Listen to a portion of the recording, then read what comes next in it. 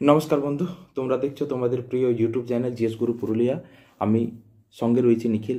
তো আমি বলেছিলাম যে আসন্ন যে ভিডিওগুলো আসবে সেগুলো পুরো কিন্তু কনসেপ্ট বেসড, অর্থাৎ কী করে আমি খুব সহজে কনসেপ্ট যে কোনো সাবজেক্ট তথা হিস্ট্রি হোক, জিওগ্রাফি হোক, পলিটিক্স হোক, ইকোনমিক্স হোক বা ইংরেজি হোক, যে কোনো সাবজেক্টই হোক না কেন আমি জিএস পোর্শন ক্লিয়ার করে রাখি তোমাদের জন্য। তো অবশ্যই আমি সেই বিষয়গুলো তোমাদের সামনে ডিটেলস উপস্থাপন করার চেষ্টা করব। তো আজকে আমি প্রথম যে লেসনটা শুরু করব সেটা হচ্ছে ভারত পরিচিতি, অর্থাৎ ভারতের ভূগোলের ফার্স্ট যে চ্যাপ্টার রয়েছে, যেটা বিভিন্ন কম্পিটিটিভ এক্সামে সত্যি কিন্তু একটা গুরুত্বপূর্ণ চ্যাপ্টার। এবং এই চ্যাপ্টার থেকে কিন্তু বারে বারে তোমাদের কোশ্চেন এসেছে। এবং তোমার যদি কনসেপ্ট ক্লিয়ার থাকে তো অবশ্যই তুমি কিন্তু আসন্ন যে এক্সামগুলো রয়েছে তথা পঞ্চায়েত বা বলো, মিসলেনিয়াস বলো বা ক্লার্কশিপ বলো বা পুলিশ সাব ইন্সপেক্টর এবং কনস্টেবল বেরোচ্ছে, এবং খুব শীঘ্রই কিন্তু আমাদের এসএলএসটি বেরোবে অর্থাৎ এসএসসি। তো যাই হোক, আমাদের পশ্চিমবঙ্গকে টার্গেট রেখে পড়াশোনা এবং অ্যাট দ্য সেম টাইম আমরা কিন্তু সেন্ট্রালকে রেখেও পড়াশোনা করব। তো এখানে কিন্তু কনসেপ্ট অবশ্যই জরুরি, এবং তুমি যদি কনসেপ্ট ক্লিয়ার করতে পারো যে কোনো চাকরি তোমার কাছে কিন্তু অনেক সহজ মনে হবে, অর্থাৎ যে কোনো চাকরির পরীক্ষায় তুমি কিন্তু খুব সহজে পাস করতে পারবে। তো আমি প্রথম আজকে যে চ্যাপ্টার নিয়ে আলোচনা করব সেটা হচ্ছে ভারতের ভূগোলের ফার্স্ট যে চ্যাপ্টার, তারপর ধীরে ধীরে ইন্ডিয়ান জিওগ্রাফির পাশাপাশি রয়েছে আমাদের ওয়েস্ট বেঙ্গল জিওগ্রাফি, এবং কিছু কিছু ক্ষেত্রে আমরা ওয়ার্ল্ড জিওগ্রাফিও আলোচনা করব। তো যাই হোক, ফার্স্ট যে চ্যাপ্টারটা রয়েছে ইন্ডিয়ান জিওগ্রাফির ফার্স্ট চ্যাপ্টার অ্যাবাউট ইন্ডিয়া, আমি সেই বিষয়টা নিয়ে আজকে তোমাদের সামনে একদম পুরো ম্যাপ বেসড, অর্থাৎ খুব সহজে কীভাবে তোমরা আয়ত্ত করতে পারো এবং অনেক বেশি স্কোর করতে পারো অন্যান্যদের থেকে। তো যাই হোক, আজকের ক্লাসটা তোমরা অবশ্যই কিন্তু শেষ পর্যন্ত দেখার চেষ্টা করো। আর যেসব বন্ধু আমার চ্যানেলে নতুন তারা অবশ্যই চ্যানেল সাবস্ক্রাইব করে নেবে, ভালো লাগলে লাইক করবে, শেয়ার করবে, কমেন্ট করবে। তো চলো বন্ধু, ভারত পরিচিতি সম্পর্কে জানার আগে ভারত সম্পর্কে একটা কিছু তথ্য আমরা সংক্ষেপে জেনে নিই। তো আমাদের জন্মভূমি ভারতবর্ষ পৃথিবীবাসীর কাছে বিভিন্ন নামে পরিচিত, কেউ ইন্ডিয়া, কেউ ভারত, কেউ আবার হিন্দুস্তান, কেউ আবার ভারতবর্ষ বলে থাকেন। তো সাধারণত আমরা সরকারিভাবে আমরা কিন্তু দুটো নাম জানি, একটা হচ্ছে ইন্ডিয়া এবং একটা হচ্ছে ভারত। যদিও এটা নিয়ে যে কোন নামটা থাকবে এবং কোন নামটা চলে যাবে এটা নিয়ে একটা বিতর্ক দানা বেঁধেছে। তো ভারতবর্ষে সব ধরনের বৈশিষ্ট্য তুমি খুঁজে পাবে, যার পরিপ্রেক্ষিতেই ভারতকে বলা হয় পৃথিবীর ক্ষুদ্র সংস্করণ। তোমরা এই টার্মটা মনে রাখবে যে এপিটম অফ দ্য ওয়ার্ল্ড, ভারতকে বলা হয় পৃথিবীর ক্ষুদ্র সংস্করণ, এপিটম অফ দ্য ওয়ার্ল্ড। এবং ভারতের মধ্যে সমস্ত বৈশিষ্ট্য থাকার জন্য একটা মহাদেশে ভারতকে বলা হয় বৈচিত্র্যের মধ্যে ঐক্য, অর্থাৎ ইউনিটি ইন ডাইভার্সিটি। ঠিক আছে, যদি আমরা লোকেশন হিসাবে দেখি যে ভারতের অবস্থান মোটামুটিভাবে উত্তর পূর্ব গোলার্ধে। ওকে, আমরা যদি সারা পৃথিবীর পুরো যে ম্যাপটা লক্ষ্য করি, এটা যদি মনে করো ভারতের সারা পৃথিবীর ম্যাপ হয়, তাহলে 0 ডিগ্রি এটা হচ্ছে 0 ডিগ্রি নিরক্ষরেখা। ঠিক তার ওপরে রয়েছে 23.5 ডিগ্রি কর্কটক্রান্তি রেখা। আমার একটু ছোটো হলো, তো এই কর্কটক্রান্তি রেখা ভারতবর্ষকে যেহেতু দুটো ভাগে ভাগ করেছে, তো এই রকম লোকেশনে হচ্ছে ভারতের অবস্থান। ঠিক আছে, তো সেই হিসাবে এটা হচ্ছে উত্তর পূর্ব গোলার্ধে অবস্থিত। এবং আমরা যদি আয়তনের দিক থেকে দেখি, যেহেতু ভারতের আয়তন হচ্ছে 32,87,263 বর্গ কিলোমিটার, যেটা হচ্ছে সারা পৃথিবীর স্থলভাগের প্রায় 2.4%। ঠিক আছে, 2.4%, এই টার্মটা কিন্তু খুব মনে রাখবে। এবং আয়তনের দিক থেকে ভারত হচ্ছে এশিয়াতে 3rd পজিশনে রয়েছে। তো এই যে দেশগুলো, যেহেতু আয়তন হিসাবে ভারতের আয়তন হচ্ছে 32,87,263 বর্গ কিলোমিটার, সেই হিসাবে এটি হচ্ছে পৃথিবীর 7ম বৃহত্তম দেশ, যেখানে অন্যান্য দেশগুলি রয়েছে রাশিয়া, কানাডা, ইউএসএ, চীন, ব্রাজিল, অস্ট্রেলিয়া, এবং 7 নম্বরে রয়েছে ভারত। ঠিক আছে, যেখানে কিন্তু রাশিয়া ভারত থেকে প্রায় 5.5 গুণ বড়, কানাডা, চীন, আমেরিকা যুক্তরাষ্ট্র 3 গুণ বড়, এবং ভারত ব্রিটেন থেকে কিন্তু 20 গুণ বড়, এবং বাংলাদেশ থেকে 23 গুণ বড়। ঠিক আছে, এটা কিন্তু মনে রাখবে। এবং দেখো এখানে রয়েছে যে কর্কটক্রান্তি রেখা কী করেছে, ভারতবর্ষকে প্রায় সমান দুটো অংশে ভাগ করে দিয়েছে। তোমরা ম্যাপটা একটু লক্ষ্য করে দেখো, তাহলে হচ্ছে ভারতবর্ষের মাঝ বরাবর কিন্তু কর্কটক্রান্তি রেখা গেছে। এবং এইটা কিন্তু তোমরা অবশ্যই মনে রাখবে যে ভারতের মাঝ বরাবর কর্কটক্রান্তি রেখা গেছে এবং ভারতবর্ষকে দুটি ভাগে ভাগ করে দিয়েছে। এটা হচ্ছে 23.5 ডিগ্রি কর্কটক্রান্তি রেখা। ঠিক আছে, 23.5 ডিগ্রি কর্কটক্রান্তি রেখা ভারতবর্ষকে সমান দুটি অংশে ভাগ করেছে, যেখানে কিন্তু যে এই উত্তর পোর্শনটা অর্থাৎ নর্থ পোর্শনটা সাউথ থেকে প্রায় দ্বিগুণ। ঠিক আছে, এরপরে তোমরা একটা কোশ্চেন হয়েছে ভারতবর্ষের কোন কোন রাজ্যের ওপর দিয়ে কর্কটক্রান্তি রেখা গেছে, যে ভারতবর্ষের প্রায় 8টি রাজ্যের ওপর দিয়ে কর্কটক্রান্তি রেখা গেছে। একটু ভালো করে আমি এঁকে দিচ্ছি, দেখো তোমরা বুঝতে পারবে আরও ভালো করে। তাহলে হচ্ছে প্রথম যে রাজ্যটা রয়েছে সেটা এখান থেকে গুজরাট, গুজরাটের পর রাজস্থান, রাজস্থানের পর হচ্ছে মধ্যপ্রদেশ, ছত্তিশগড়, মধ্যপ্রদেশ, ছত্তিশগড়, ঝাড়খণ্ড, ওয়েস্ট বেঙ্গল, তারপরে রয়েছে ত্রিপুরা, তারপরে রয়েছে মিজোরাম। এই 8টি স্টেটের ওপর দিয়ে কর্কটক্রান্তি রেখা গেছে। গুজরাট, রাজস্থান, এমপি, তারপরে রয়েছে ছত্তিশগড়। ঠিক আছে, তারপরে এখানে রয়েছে ঝাড়খণ্ড, তারপরে রয়েছে ওয়েস্ট বেঙ্গল, তারপরে রয়েছে ত্রিপুরা, তারপরে রয়েছে মিজোরাম। ঠিক আছে, এই 8টা স্টেটের তোমরা নাম কিন্তু মনে রাখবে। ঠিক আছে, এরপর দেখো ভারতের যদি আমরা অক্ষাংশগত দ্রাঘিমাংশগত অবস্থান লক্ষ্য করি তাহলে তোমরা দেখতে পাবে যে ভারতের একেবারে নিচ দিক থেকে, তাহলে আমরা নিচ দিক থেকে দেখলাম 0 ডিগ্রি নিরক্ষরেখা, ঠিক তার ওপরে এই জায়গা থেকে রয়েছে যে একেবারে নিচে রয়েছে 8 ডিগ্রি 4 মিনিট। ঠিক আছে, 8 ডিগ্রি 4 মিনিট উত্তর অক্ষাংশ থেকে এখানে রয়েছে জম্মু কাশ্মীরের, এখানে রয়েছে 37 ডিগ্রি 6 মিনিট উত্তর অক্ষাংশ পর্যন্ত বিস্তৃত। এবং দ্রাঘিমাংশগত দিক থেকে অর্থাৎ মানে যে এইখান থেকে রয়েছে এই দিকে, তো এটা রয়েছে পশ্চিম দিক থেকে পূর্ব দিকে। দ্রাঘিমাংশগত অবস্থান 68 ডিগ্রি 7 মিনিট থেকে শুরু করে 97 ডিগ্রি 25 মিনিট পর্যন্ত বিস্তৃত। এবার যদি আমরা উত্তর দক্ষিণের পয়েন্টগুলো লক্ষ্য করি, দেখো তোমরা উত্তর দক্ষিণের পয়েন্টগুলো লক্ষ্য করো, তাহলে তোমরা দেখবে যে ভারতবর্ষের একেবারে উত্তর দিকে কি রয়েছে, একেবারে দক্ষিণ দিকে কি রয়েছে। দেখো এখানে রয়েছে অরুণাচল প্রদেশ, একেবারে যেটা ভারতবর্ষের একেবারে পশ্চিমতম বিন্দু, যার নাম কি কিবিথু, যেটা রয়েছে অরুণাচল প্রদেশে। এবং গুজরাটে যেটা রয়েছে একেবারে পূর্ব দিকে এটা হয়ে গেল যে পূর্ব দিকে রয়েছে কিবিথু। এবং এখানে রয়েছে যেটা হচ্ছে পশ্চিম দিকে, তাহলে যে পশ্চিম দিকে রয়েছে কি, সেটা হচ্ছে কি গুজরাটের গুহার মতি বা গুহার মোটার যেটা বলবে। তাহলে এখানে রয়েছে যেটা গুহার মোটার। ঠিক আছে, এটা তোমরা মনে রাখবে, যেটা হচ্ছে পশ্চিম দিকে রয়েছে, এটা হচ্ছে পশ্চিম, এটা হচ্ছে তোমার পূর্ব। ওকে, এরপরে দেখো উত্তর দিকে, ভারতবর্ষের উত্তর দিকে অর্থাৎ যেটা তোমার জম্মু কাশ্মীরের যেটা রয়েছে সেটা হচ্ছে কি সালতোরো পর্বতে রয়েছে, সেটা রয়েছে ইন্দিরাকল। কাশ্মীরের সিয়াচেনে সালতোরো পর্বতে রয়েছে ইন্দিরাকল। আর সাউথে এখানে যে দেখো, এখানে যে দক্ষিণে যে ভারতবর্ষের মূল ভূখণ্ডের একেবারে দক্ষিণে যেটা রয়েছে সেটা হচ্ছে কি, যে সেটা হচ্ছে কিন্তু তামিলনাড়ু। ঠিক আছে, মূল ভূখণ্ডের যেটা দক্ষিণে রয়েছে সেটা হচ্ছে তামিলনাড়ুর কোথায়, কন্যাকুমারিকা। এরপরে যদি আমরা একেবারে নিচ দিকে যাই, যেটা হচ্ছে প্রায় নিরক্ষরেখা থেকে 87.6 কিলোমিটার দূরে নিরক্ষরেখা থেকে, যেটা আমরা কিন্তু পেগমিলিয়ান পয়েন্ট বা ইন্দিরা পয়েন্ট বা পার্সন পয়েন্ট হিসাবেও জেনে থাকি। তাহলে একেবারে 6 ডিগ্রি 45 মিনিট এতে যেটা রয়েছে, 6 ডিগ্রি 45 মিনিট এতে আন্দামান নিকোবর দ্বীপপুঞ্জের ওখানে, যার নাম কিন্তু ইন্দিরা পয়েন্ট বা এটাকে পিগমিলিয়ান পয়েন্ট বলে, আবার এটা হচ্ছে পার্সন পয়েন্ট নামও পরিচিত। পার্সন পয়েন্ট বা পিগমিলিয়ান পয়েন্ট বা ইন্দিরাকল, ইন্দিরা পয়েন্ট, 3টে নামে পরিচিত এটা। ঠিক আছে, ইন্দিরাকল হচ্ছে কাশ্মীরে, ইন্দিরা পয়েন্ট হচ্ছে 6 ডিগ্রি 45 মিনিট। ঠিক আছে, 6 ডিগ্রি 45 মিনিট এখানে যেটা রয়েছে আমাদের আন্দামান নিকোবর দ্বীপপুঞ্জে, এখানে কিন্তু এটা অবস্থিত। ঠিক আছে, এই হচ্ছে ভারতের চারদিকে 4 সীমানায় কোন কোন জায়গা রয়েছে। এরপর দেখো যখনই আমরা পশ্চিম থেকে পূর্ব দিকে যাচ্ছি তখন কিন্তু আমাদের দ্রাঘিমার পার্থক্য হয়ে দাঁড়াচ্ছে 30 ডিগ্রি দ্রাঘিমা, যেটাকে আমরা কি বলি 30 ডিগ্রি দ্রাঘিমা, অর্থাৎ 1 ডিগ্রি মানে যে দ্রাঘিমায় সময়ের পার্থক্য হচ্ছে 4 মিনিট, অর্থাৎ টোটাল 120 মিনিট এখানে কিন্তু পার্থক্য হয়ে দাঁড়াচ্ছে। ওকে, তাহলে হচ্ছে পশ্চিম থেকে পূর্ব দিকে সময়ের পার্থক্য হচ্ছে 30 ডিগ্রি দ্রাঘিমা, দ্যাট মিনস হচ্ছে 120 মিনিট, প্রায় এখান থেকে এখানে সময়ের ফারাক হচ্ছে 2 ঘন্টা। ঠিক আছে, এরপর দেখো যদি আমরা ভারতের জনসংখ্যার দিক থেকে লক্ষ্য করি তাহলে যে ভারতের যে জনসংখ্যা সেটা হচ্ছে যে মানে 2011 সালের আদমশুমারি অনুযায়ী, যদিও 10 বছর অন্তর অন্তর আদমশুমারি বা জনগণনা বা সেন্সাস হয়ে থাকে কিন্তু এখনও সেটা হয়ে ওঠেনি।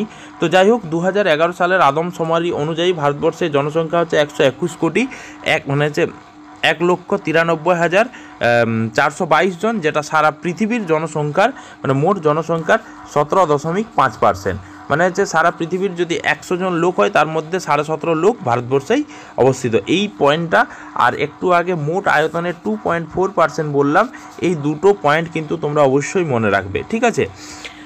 তো জনসংখ্যার দিক থেকে ভারতবর্ষ হচ্ছে পৃথিবীর দ্বিতীয় জনবহুল দেশ, মানে আর সবচেয়ে আগে রয়েছে চীন, ঠিক আছে। এবং সারা ভারতবর্ষে প্রায় 29টি রাজ্য রয়েছে এবং 7টা কেন্দ্রশাসিত অঞ্চল রয়েছে। এবং এখানে কিন্তু সবচেয়ে বড় রাজ্য যেটা রয়েছে সেটা হচ্ছে কি রাজস্থান, ঠিক আছে। সবচেয়ে বড় রাজ্য হচ্ছে রাজস্থান। আয়তনের দিক থেকে সবচেয়ে ছোট রাজ্য হচ্ছে গোয়া।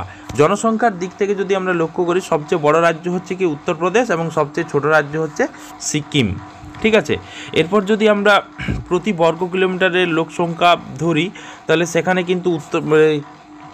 সেখানে কিন্তু বিহারের সবচেয়ে বেশি প্রতি বর্গ কিলোমিটারের লোক বাস করে, এবং সবচেয়ে কম লোক বাস করে কিন্তু সেটা হচ্ছে আসাম, অরুণাচল প্রদেশ এর আগে ছিল 13।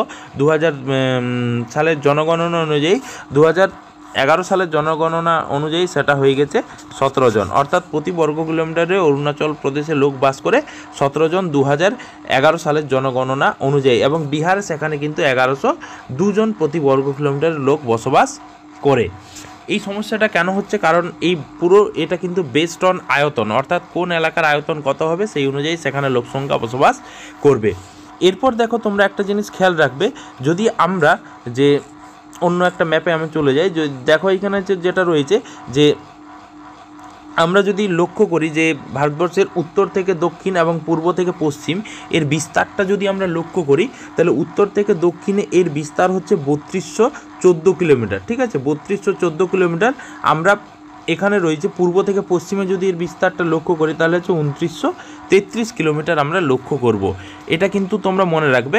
এবং এখানে কিন্তু যে কেন্দ্রশাসিত অঞ্চলগুলো রয়েছে, বর্তমানে কিন্তু জম্মু কাশ্মীর আলাদা হয়ে গেছে। জম্মু কাশ্মীর একটা সম্পূর্ণ কেন্দ্রশাসিত অঞ্চল এবং অন্যটি হচ্ছে লাদাখ, ঠিক আছে। এটা কিন্তু মনে রাখবে। যেমন ভারতের সবচেয়ে বড় কেন্দ্রশাসিত অঞ্চল হলো এখানে রয়েছে বে অফ বেঙ্গলে, যেটা রয়েছে আন্দামান নিকোবর দ্বীপপুঞ্জ, এবং সবচেয়ে ছোট রয়েছে আরব সাগরে লাক্ষাদ্বীপ, ঠিক আছে। তো এই যে ভারতবর্ষের যেটা কর্কটক্রান্তি রেখা ভারতবর্ষকে দুভাগে ভাগ করেছে, তার যে সাউথ পোর্শনটা অর্থাৎ দক্ষিণ দিকটা ভারত মহাসাগরকে দুটো পোর্শনে ভাগ করেছে, একটা হচ্ছে আরব সাগর আর একটা হচ্ছে বঙ্গোপসাগর, ঠিক আছে। এটা কিন্তু তোমরা মনে রাখবে। এরপরে দেখো তোমরা যে জিনিসগুলো মনে রাখবে, যে ভারতের রাজধানী যেমন দিল্লি, ঠিক আছে। ভারতের যে উপকূল সীমানা, ঠিক আছে, উপকূল সীমানাটাও কিন্তু খুব ইম্পর্ট্যান্ট।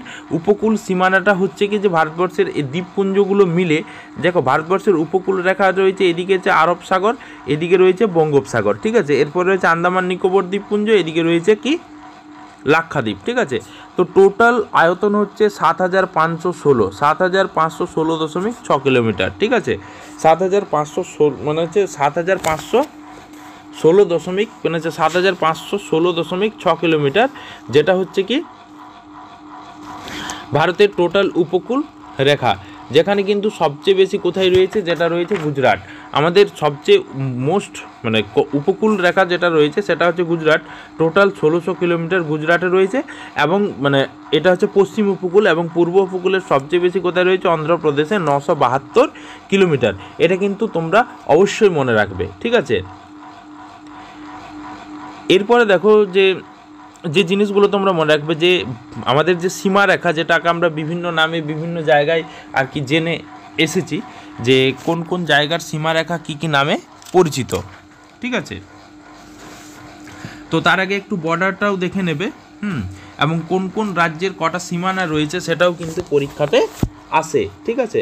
তো এখানে দেখো যে এই দিকটাই রয়েছে চীন, ঠিক আছে। তো এই দিকটায় রয়েছে যে দেশটা, তার নাম হচ্ছে চীন। এই দিকটায় রয়েছে পাকিস্তান, ওপরে রয়েছে আফগানিস্তান, নিচে রয়েছে শ্রীলঙ্কা, ঠিক আছে। এদিকে রয়েছে মায়ানমার, ঠিক আছে। এখানে তোমরা মনে রাখবে যে চীনের সাথে যে বর্ডারটা রয়েছে তার নাম হচ্ছে ম্যাকমোহন লাইন, ঠিক আছে।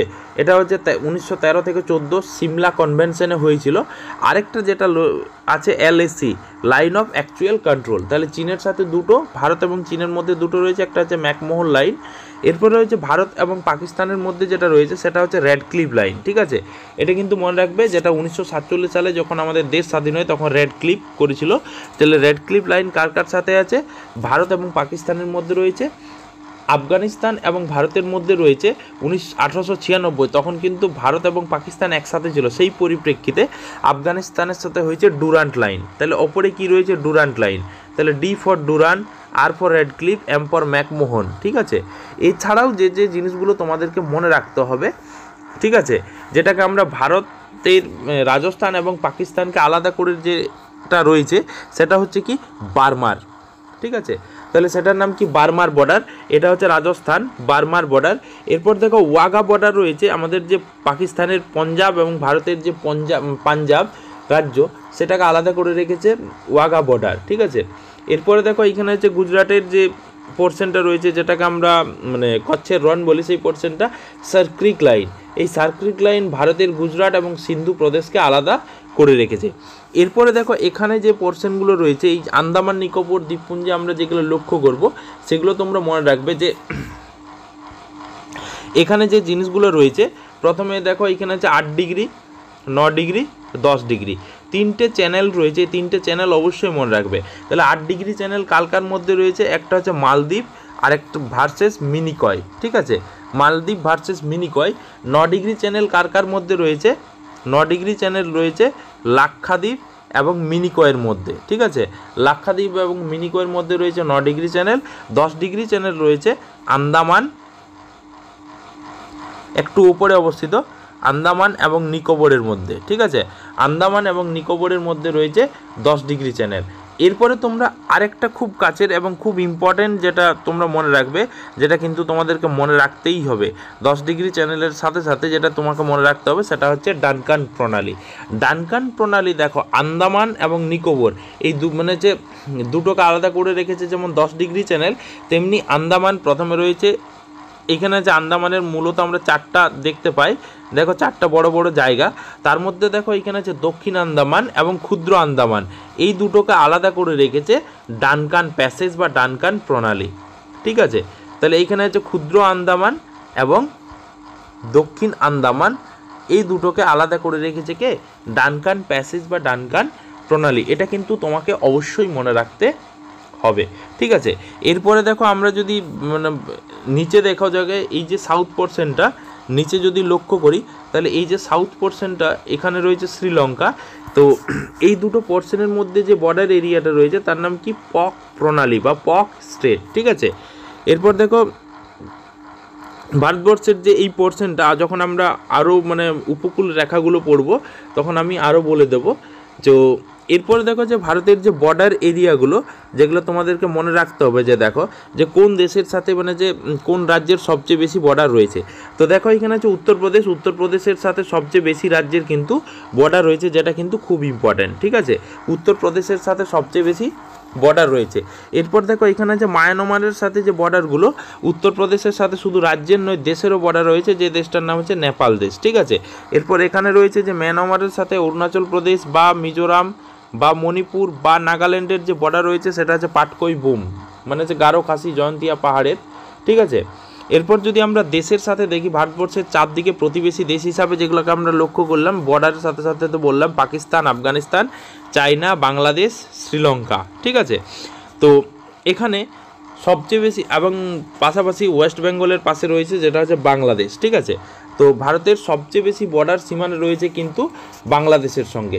বাংলাদেশের সাথে কার কার বর্ডার রয়েছে? আসামে রয়েছে, ত্রিপুরা রয়েছে, পশ্চিমবঙ্গে রয়েছে। ম্যাপটা ভালো করে লক্ষ্য করো, পশ্চিমবঙ্গে সবচেয়ে বেশি, মেঘালয়, মিজোরাম, এই 5টি রাজ্যের সাথে বাংলাদেশের বর্ডার রয়েছে।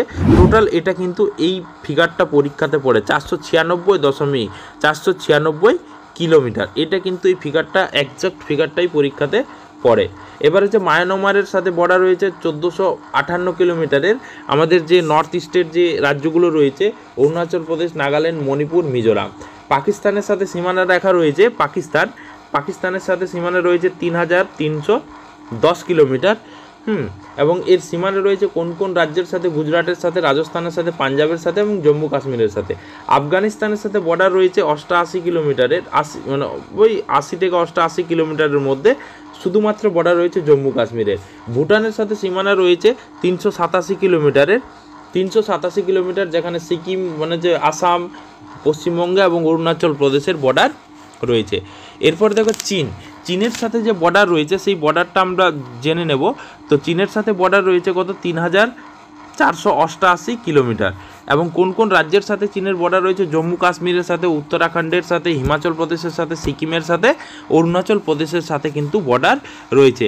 নেপালের সাথে প্রায় 1751 কিলোমিটার, যেহেতু উত্তরপ্রদেশ এবং বিহার, সিকিম, পশ্চিমবঙ্গ সবগুলোই জড়িত রয়েছে, তো এখানে রয়েছে 1751 কিলোমিটার। ঠিক আছে, তো এইগুলো হচ্ছে আমাদের সীমারেখা। ঠিক আছে, এরপর দেখো ভারতের সবচেয়ে বেশি বর্ডার রয়েছে কার সাথে? উত্তরপ্রদেশের সাথে। 8টি রাজ্য এবং একটা কেন্দ্রশাসিত অঞ্চল এবং একটা দেশের বর্ডার রয়েছে। তারপরে আছে আসাম এবং ছত্তিশগড়। আসাম এবং ছত্তিশগড় এটা হচ্ছে 7টা রাজ্যের সাথে বর্ডার রয়েছে। মহারাষ্ট্র এবং কর্ণাটক এটা 6টি রাজ্যের সাথে বর্ডার রয়েছে। অন্ধ্রপ্রদেশ, মধ্যপ্রদেশ, ঝাড়খণ্ড, রাজস্থান এগুলো করে 5টি প্রদেশের সাথে বর্ডার রয়েছে। এরপরে হচ্ছে মেঘালয় এবং সিকিম, এগুলো একটি রাজ্যের সাথেই কিন্তু বর্ডার রয়েছে। ঠিক আছে, এই পোর্শনটা কিন্তু তোমরা অবশ্যই মনে রাখবে যেগুলো কিন্তু আসন্ন এক্সামের জন্য সত্যি খুব গুরুত্বপূর্ণ। এবং ভারত পরিচিতি সম্পর্কে তোমরা যদি মানে সেই নোটসটা তোমাদেরকে পাঠিয়ে দেবো, যেটা তোমার কিন্তু খুব জরুরি হবে। ঠিক আছে, তো এইখানে যে তোমরা আরও কিছু পয়েন্ট রয়েছে যেগুলো কিন্তু জানবে, যে এখানে কিন্তু কেরালাতে ক্ষুদ্রতম এবং দীর্ঘতম দিনের পার্থক্য হচ্ছে 45 মিনিট, যেখানে কিন্তু লে এবং লাদাখের মানে হচ্ছে সময়ের পার্থক্য হচ্ছে মানে হচ্ছে ক্ষুদ্রতম মানে দিন এবং দীর্ঘতম দিনের মধ্যে পার্থক্য হচ্ছে 4 ঘন্টা। ঠিক আছে, এরপর দেখো এখানে হচ্ছে রয়েছে যে এটা তোমরা মনে রাখবে যে ভারতকে উপমহাদেশ বলেছে জিবি ক্র্যাসি। ঠিক আছে, জিবি ক্র্যাসি বলেছে ভারতকে উপকূল মানে হচ্ছে উপমহাদেশ। ঠিক আছে, তো এখনও ভারত পরিচিতি শেষ হয়নি, এখনও ভারত পরিচিতির মানে আমি চ্যাপ্টারটা ফার্স্ট পার্ট আমি দিলাম। এরপরে হচ্ছে নেক্সট আমরা মানে যে আমাদের যে ভারতবর্ষের অঙ্গরাজ্যের পুনর্গঠন মানে যে হয়েছে, আমি সে বিষয় নিয়ে তোমাদের সামনে আলোচনা করব এবং খুব তাড়াতাড়ি সেই ভিডিওটি আমি তোমাদের সামনে তুলে ধরব। ভারতের অঙ্গরাজ্যের পুনর্গঠন কিভাবে হয়েছে, আমাদের যে 29টি মানে যে রাজ্য অঙ্গরাজ্য এবং 7টি কেন্দ্রশাসিত অঞ্চল রয়েছে, সেই রাজ্যগুলো কিভাবে তৈরি হচ্ছে, কোন সালে কোন রাজ্যটা তৈরি হয়েছে, কার কি নাম, আমি কিন্তু এই ভিডিওর মাধ্যমে ডিটেলস জানবো। তো অবশ্যই তোমরা কিন্তু সেই ভিডিওর জন্য অপেক্ষা করবে এবং ভালো লাগলে লাইক করবে, শেয়ার করবে, কমেন্ট করবে, পাশে থাকা বেল আইকনটি প্রেস করে নিজেকে চ্যানেল সাবস্ক্রাইব করে নেবে, যাতে করে পরবর্তী ভিডিওর নোটিফিকেশান তোমার কাছে সঙ্গে সঙ্গে পৌঁছে যায়। Thank you.